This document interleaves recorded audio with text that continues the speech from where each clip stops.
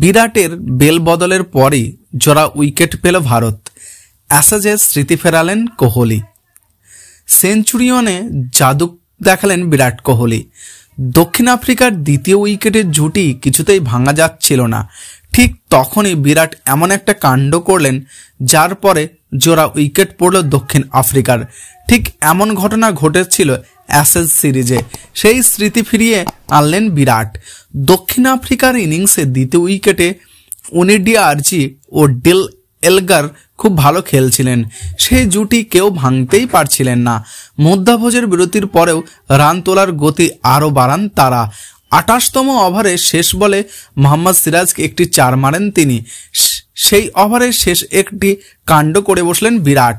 কোহলি গিয়ে স্ট্রাইকিং স্ট্যাম্পের উপর বেল বদলে দেন। পরের ওভারের শেষ বলে জাসপ্রীত বুমরাহর হাতে ক্যাচ দিয়ে ফেলেন ডি জার্জি।